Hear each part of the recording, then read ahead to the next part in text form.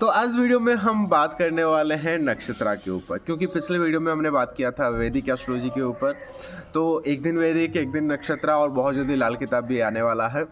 तो आज इस वीडियो में हम बात करने वाले हैं कि नक्षत्रा तो क्या है, हमने जान लिया। मतलब पूरे स्काई को 27 पार्ट्स में डिवाइड कर दिया गया है, लेकिन नक्षत्रा जानना क्यों ज़रूरी है हमारे लिए?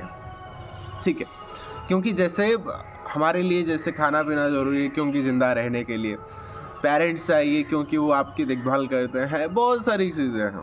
ठीक है, तो कोई चीज़ जब हम जानते हैं, सीखते हैं, उसके पीछे की वजह क्या है, वो क्यों जानना ज़रूरी है। तो आज वही नक्षत्रा की नेसेसिटीज़ क्या है, वो हमारे लाइफ में क्यों इतनी ज़रूरी है, वो सारी चीज़ें आज इस वीडियो में हम कवर करने वाले हैं। तो चलिए सबसे पहले हम बात करते हैं जो हमारी लाइफ के जितने सारे इवेंट्स होते हैं, जो हम महादशा, जो जब आप कोई एस्ट्रोलॉजी आपकी कुंडली चेक करते हैं, या फिर अगर आप अपने सॉफ्टवेयर में डालते हो किसी सॉफ्टवेयर में, तो फिर देखोगे वहाँ पर महादशा, अंतर्दशा, प्रत्यंतरदशा आ जाती होंगी। या फिर आप केपी वगैरह कर रहे हो तो फिर दशा, भुक्ति, अंतरा, ये बहुत सारी चीज़ें आ जाती हैं। तो ये जो भी सारी चीज़ें हैं वो आपकी जन्म नक्षत्र के हिसाब से डिसाइड होता है।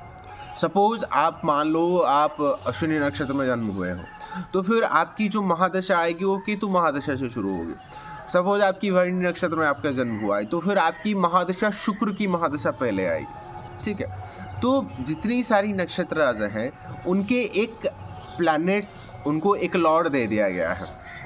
सारे नक्षत्र को एक एक लॉर्ड दे दिया गया है, तो फिर उससे महादशा शुरू होती है। ठीक है, अगर आपकी रोहिणी नक्षत्र में जन्म हो तो फिर आपकी चंद्रमा महादशा से शुरू हो जाएगी। अगर आपका अश्लेषा नक्षत्र हो तो फिर आपकी बुध महादशा से शुरू होने वाली है।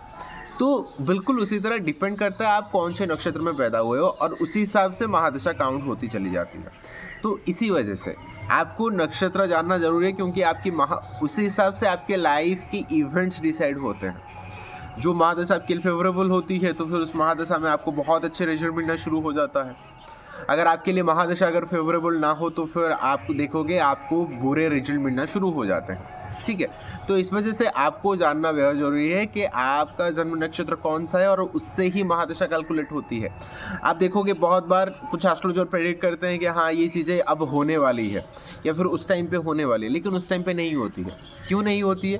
क्योंकि जब आपका जन्म नक्षत्र, जिस टाइम पे आपका जन्म होता है, जब वहाँ से वेरिएशन हो जाता है तो फिर लाइफ के इवेंट्स भी थोड़ा सा शिफ्ट होना शुरू हो जाते हैं। ठीक है, तो इस वजह से जब भी कोई एस्ट्रोलॉजर आपको कहते हैं कि आप अपना real date of birth, time and place दीजिए, ताकि प्रेडिक्शन में एक्यूरेसी और ज़्यादा बढ़ जाए। ठीक है,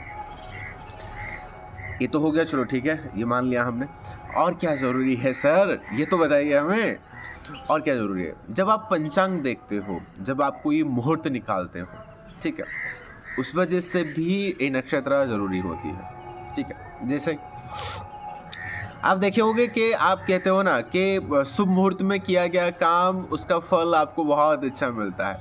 तो बिल्कुल उसी तरह जब भी आप कोई काम नया शुरू करने जा रहे हो, पहले हम देखते हैं कि आपका जन्म नक्षत्र क्या है, और पंचांग में जब हम खोलते हैं, पंचांग देखते हैं, तो फिर देखते हैं वहाँ पर कौन से मुहूर्त में वो चीज़ आपके लिए फेवरेबल हो सकती है। ठीक है, तो फिर आपकी जन्म नक्षत्र कैलकुलेशन किया जाता है, क्या वो आपके लिए तारा शुद्धि है या नहीं है, एक राशि शुद्धि है, एक तारा शुद्धि है। ठीक है, तो अगर वो टाइम आपके लिए फेवरेबल है, वहाँ पर टाइम यानी कि चंद्रमा जिस नक्षत्र में गोचर कर रहा है, क्या वो आपके जन्म नक्षत्र के लिए या फिर आपके राशि के लिए वो फेवरेबल है या नहीं है। अगर फेवरेबल होता है तो फिर उस टाइम पे आप कोई काम करते हो। अगर नहीं हो, देखोगे आप कोई भी पूजा पाठ किया गया हो, या फिर आप कोई गाड़ी खरीदने वाले हो, कोई नया काम शुरू करने वाले हो, ठीक है, तो फिर आप देखते हैं मुहूर्त देखते होंगे, सर किस मुहूर्त में काम करना हमारे लिए अच्छा होता है। तो ये मुहूर्त सारी चीज़ें नक्षत्र से डिसाइडेड होती है। ठीक है, वरना चीज़ें कभी नहीं हो सकती है। ठीक है, तो फिर सर ये तो हो गया, चलो ठीक है, दो चीज़ हमने मान लिया, लेकिन और क्या होता है, और भी कुछ बताओ। चलो मैं और आपको एक बहुत अच्छी चीज़ बताता हूँ। ऐसे बहुत सारे लोग होते हैं जिनको अपनी date of birth, time, place नहीं मालूम होती है, लेकिन उनके सवाल भी होते हैं, तो उनका जवाब कैसे दें? इसका जवाब भी होता है उसी नक्षत्र में छुपा होता है। जब आप किसी एस्ट्रोलॉजर के पास चले जाते हो कि सर हमें तो अपनी कुंडली नहीं मालूम, लेकिन सर हमें मेरी एक चीज़ें खो गई है, मतलब वो चीज़ कहाँ पर चला गया लेकिन मुझे उसका पता नहीं मिल रहा है, क्या किया जा सकता है, या फिर वो चीज़ें मुझे मिलेगा नहीं मिलेगा, क्या होगा नहीं होगा। तो ये सारी चीज़ें आपकी कुंडली में किस नक्षत्र में चीज़ों का गुम हुआ है, या फिर किस नक्षत्र में वो पर्सन आपके पास आके सवाल पूछे। अगर वो पर्टिकुलर पर्सन जिस टाइम पे मतलब चीज़ें खोई अगर उसको नहीं बता सकता है, तो फिर किस टाइम पे आया है, तो उसको देख के ही चंद्रमा किस नक्षत्र में है, ये सारी चीज़ें देख के ही कोई एस्ट्रोलॉजर आपको प्रेडिक्ट करता है कि हाँ ये चीज़ें आपको मिलने वाली है या फिर नहीं मिलने वाली है। तो फिर जो ये छोटे मोटे जो सवाल होते हैं, जो आपको रैंडम कोई पर्सन आके पूछ लेता है कि सर ये चीज़ें होंगी या नहीं, हाँ या ना में जवाब दीजिए, चीज़ें मिलेंगी नहीं मिलेंगी, या फिर किस दिशा में मिल सकती है, तो ये सारी चीज़ें आपकी वो नक्षत्र बता सकता है। ठीक है सर, क्या और भी कुछ चीज़ें हैं? जी और भी है। और ऐसे लोग होंगे जहाँ पर देखोगे वो कंफ्यूज होते हैं कि सर हमारी जो एक्चुअल डेट ऑफ बर्थ है तो मालूम है, लेकिन बर्थ टाइम हमें नहीं मालूम। तो ये जो बर्थ टाइम रेक्टिफिकेशन की हम बात करते हैं, तो फिर इस नक्षत्र से ही पता चलता है। जब आप केपी एस्ट्रोलॉजी पढ़ोगे वहाँ पर रूलिंग प्लैनेट है, जहाँ पर आपको मतलब पता लगाया जा सकता है कि किस टाइम पे आपका जन्म हुआ है। तो बहुत सारी चीज़ें हैं इस, ठीक है सर, क्या इतने में ख़त्म हो गया या फिर और कुछ है? जी और भी बहुत सारी चीज़ें हैं। नक्षत्र मेडिकल एस्ट्रोलॉजी में भी इस्तेमाल किया जाता है, सिर्फ आपकी चीज़ें खोने के ऊपर नहीं। जब आप कोई मुहूर्त डिसाइड करते हो या फिर आप मेडिकल एस्ट्रोलॉजी भी करते हो, ठीक है। मेडिकल एस्ट्रोलॉजी में क्या होता है, हमारे सारे नक्षत्र पर्टिकुलर किसी आपकी बॉडी पार्ट को भी रूल करते हैं। बहुत ऐसे दोष होते हैं, जैसे आपका गंडमूल नक्षत्र में पैदा हो जाते हो तो फिर बहुत सारी डिस्टर्बेंस देखने को मिलता है, ठीक है। या फिर आपकी सारे नक्षत्र बॉडी के किसी पार्ट को असाइन किया गया है, तो फिर अगर वो नक्षत्र खराब हो जाए या फिर नक्षत्र से कोई नेगेटिव एनर्जी आ रहा हो, तो फिर उस नक्षत्र की शुद्धिकरण करते ही या फिर उसका मेडिटेशन वगैरह करते ही, तो उससे रिलेटेड जो सारी आपको दिक्कतें आ रही है, तो उससे भी आपको छुटकारा मिल सकता है। तो नक्षत्र बहुत सारी चीज़ें करते हैं।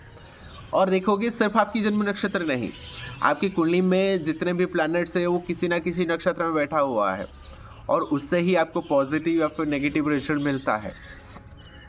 तो इस वजह से तो जब आप चीज़ों को अच्छे से जान लेते हो कि आपका कौन सा नक्षत्र है, प्लैनेट आपके लिए फेवरेबल है नहीं है, इन सारी चीज़ों से आप अपने लाइफ को बेहतर बना सकते हो। आपकी चाह क्या है, आपको मोक्ष की तरफ जाना है या फिर आपको काम में उलझ कर रहना है या पैसे तरफ जाना है, ठीक है। तो जो 3 कैटेगरी होते हैं, एक रज है, एक तम है और एक सत्य है, ठीक है। तो आप किस कैटेगरी को बिलोंग करते हो, क्या आपके लिए आपकी पुरुषार्थ किस में छुपा हुआ है, ये सारी चीज़ें ये नक्षत्र ही बता देते हैं। नक्षत्र जानना इस वजह से ज़रूरी है क्योंकि आपको लाइफ को एक सर्टेन वे में एक सही रास्ते पर लेके जाने के लिए नक्षत्र बहुत इम्पोर्टेंट रोल अदा करता है। तो उम्मीद है आपको वीडियो पसंद आया होगा, और नक्षत्र क्यों ज़रूरी है शायद आपको मैं कुछ थोड़ी सी सही कुछ इन्फॉर्मेशन दे पाया होगा। जो अगर वीडियो पसंद आए तो फिर कमेंट करके हमें ज़रूर बताइए, और साथ ही साथ चैनल को लाइक शेयर कमेंट सब्सक्राइब जरूर करिए। और आप सबसे मुलाकात होगी नेक्स्ट वीडियो में, और कहीं ना कहीं हम कोशिश करेंगे नेक्स्ट वीडियो से हम नक्षत्र के ऊपर और कुछ गहराई में, और या फिर हो सकता है हम नक्षत्र के ऊपर अश्विनी नक्षत्र से शुरू करें, या फिर कुछ और जानकारी में एक इंटरेस्टिंग जानकारी शायद आपको दूँ नेक्स्ट वीडियो में। तो चलिए आप सबसे मुलाकात होगी नेक्स्ट वीडियो में। Bye bye.